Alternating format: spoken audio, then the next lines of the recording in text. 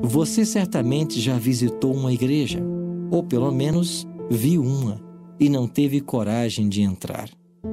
Eu compreendo sua atitude. Com tantas igrejas em nossos dias, como saber qual delas irá, de fato, apontar o caminho para o céu? Talvez por isso, muitos não queiram saber mais de igreja, ou mesmo de religião. Mas, por pior que tenha sido sua experiência, deixe que a Bíblia o ajude em sua busca por um sentido na vida.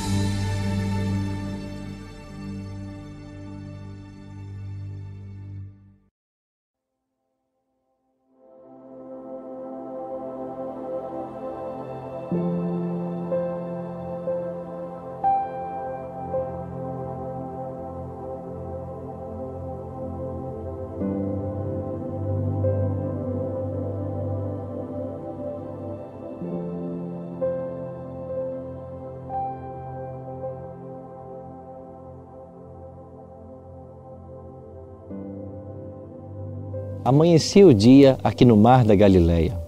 Os discípulos haviam passado a noite inteira trabalhando, mas nada apanharam. Agora, voltado o barco para a praia, eles ainda estavam no barco quando Jesus se aproximou. Jesus passara a noite em oração em alguns desses montes, aqui próximo ao lago. E ele agora, no amanhecer do dia, esperava ter um momento de sossego, quem sabe separado da massa, da multidão que diariamente o acompanhavam. Mas não demorou muito e a multidão começou a chegar. Todos queriam vir de Jesus. Jesus então abre caminho entre a multidão, sobe no barco de Pedro e começa a ensinar-lhes. Terminado o ensino, Jesus disse para Pedro que trouxesse o barco para o meio do mar. E aqui, quando chegaram, Jesus disse a ele que lançasse as redes. Pedro havia dito: Senhor, trabalhamos a noite inteira e nada apanhamos, mas, sob a tua ordem, nós lançaremos as redes. A noite era o único momento propício para se lançar as redes em águas claras como estas do Mar da Galileia. Pescar de dia não faria nenhum sentido, mas o amor ao Mestre levou Pedro à obediência. E ele lançou as redes. E quando as redes foram lançadas, eles apanharam tanto peixe que eles precisaram chamar outro barco que estava à praia para que viesse ajudá-los. E quando finalmente as redes foram recolhidas, cheias de peixes, Pedro percebeu que ele estava na presença de alguém que não era humano. Ele percebeu a divindade de Jesus. E ele, lançando-se aos pés de Cristo, disse: Senhor, retira-te de mim, porque sou pecador. Mas Pedro disse isso agarrando-se aos pés de Jesus. Pedro percebeu que longe do seu Senhor, ele nunca poderia ser feliz. Longe de Jesus, ele nunca poderia ter uma vida plena. Essa cena foi muito especial, porque quando Pedro se levanta, Jesus faz para ele o maior chamado que qualquer ser humano pode ouvir. Jesus disse: Pedro, venha após mim, e eu farei de você um pescador de homens.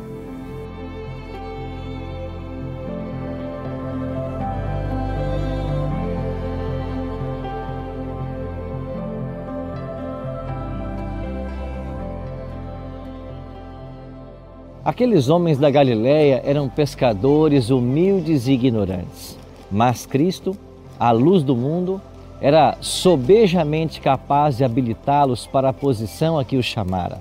O Salvador não desprezara a educação, pois quando regida pelo amor a Deus e consagrada para o seu serviço, a cultura intelectual é uma bênção. Mas ele passou por alto os sábios de seu tempo, porque eram tão cheios de confiança em si mesmos que não podiam simpatizar com a humanidade sofredora e tornar-se assim colaborador do homem de Nazaré. Ao saírem os discípulos do preparo ministrado pelo Salvador, que chegou há 3 anos, já não eram mais ignorantes e incultos. Haviam se tornado como ele, no espírito e no caráter. Os homens reconheciam que eles haviam estado com Jesus. O chamado de Cristo aos discípulos foi o primeiro passo no sentido de organizar sua igreja. E como no Velho Testamento, Deus havia chamado 12 patriarcas para organizar o povo de Israel, no Novo Testamento, Deus chamou 12 apóstolos que deveriam servir de representantes da igreja cristã.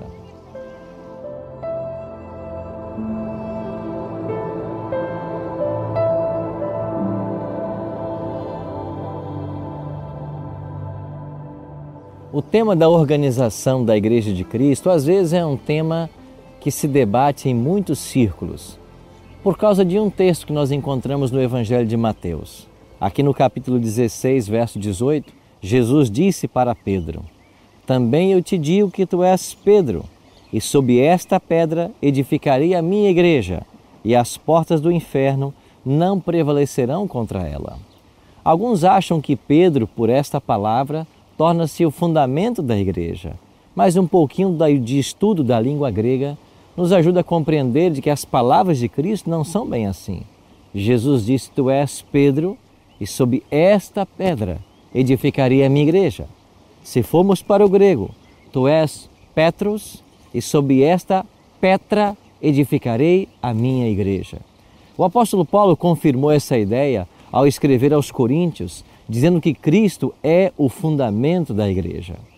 Mas eu pergunto para você, diante de tantas religiões que existem na atualidade, como saber qual é a igreja que Jesus fundou? Bom, nesse ponto você precisa saber de que Deus possui hoje 2 igrejas, uma igreja visível e uma igreja invisível. Como se identifica a igreja visível? Pelas características que a própria palavra de Deus apresenta. Por exemplo, em Apocalipse 14, versículo 12, João escreve: aqui está a paciência dos santos, os que guardam os mandamentos de Deus e têm o testemunho de Jesus. A primeira característica dessa igreja é que ela obedece à lei de Deus, os 10 mandamentos, e também tem o testemunho de Jesus. Mas o que é o testemunho de Jesus? Em Apocalipse 19:10 nós lemos que é o espírito da profecia, ou seja, haveria o dom profético nessa igreja. Bem, em nosso próximo estudo, vamos conhecer um pouquinho mais a respeito desse tema e você vai aprender um pouquinho mais também sobre Ellen G. White, uma profetisa dos dias modernos. A palavra de Deus ainda diz de que a igreja verdadeira, ela seria coluna e baluarte da verdade. Ou seja, ela seria defensora de todas as verdades pregadas na Bíblia. Não seria um evangelho parcial. O Espírito Santo, quando viesse, ele nos levaria a toda a verdade. E essa seria uma outra característica. Mas nós podemos apontar na profecia ainda uma terceira característica. Seria um movimento mundial. Porque Jesus falou lá em Mateus 24:14 de que esse evangelho do reino será pregado por todo o mundo para testemunho a todas as nações. Então a igreja verdadeira seria também uma igreja mundial. Amigo, nós só encontramos uma igreja que preenche todas essas características. Esta é a Igreja Adventista do Sétimo Dia. Mas pastor, não é esse exclusivismo religioso? Não, porque Deus possui também uma igreja invisível. Lá em João capítulo 10, verso 16, Jesus declarou: ainda tenho muitas ovelhas que não são desse aprisco, a mim convém conduzi-las, e elas ouvirão a minha voz, e haverá um só rebanho e um só pastor. E para estes sinceros, espalhados em qualquer denominação, Jesus também faz um apelo em Apocalipse 18, verso 4. Sai dela, sai de Babilônia, povo meu. Deus tem um povo sincero. Em qualquer igreja, em qualquer denominação, Deus tem um povo sincero, que quando ouvirem a plenitude do Evangelho, tomarão uma posição ao seu lado e se unirão à igreja verdadeira.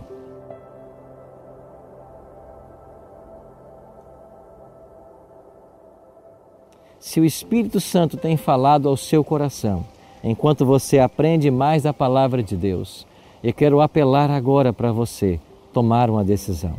Se você, compreendendo as verdades que estamos ensinando nesse estudo, deseja se unir à Igreja Verdadeira, eu quero convidar você agora a entregar o seu coração a Cristo. Você também pode agora acessar um site que eu vou dar para você, decidimudar.com.br.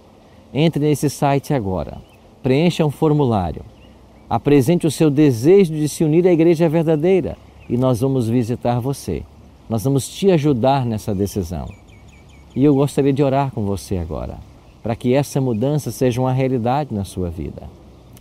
Pai Santo, após compreendermos as verdades da Tua Palavra, que o Senhor tem uma igreja verdadeira nesse mundo, é desejo do nosso coração fazermos parte desta igreja. Ajuda-nos agora a tomarmos uma decisão firme ao Teu lado. Em nome de Cristo nós te oramos. Amém. Lembre-se, Jesus prometeu que viria e veio. Ele prometeu que morreria e morreu. Ele prometeu que ressuscitaria e ressuscitou. Ele prometeu que vai voltar. Espere-o.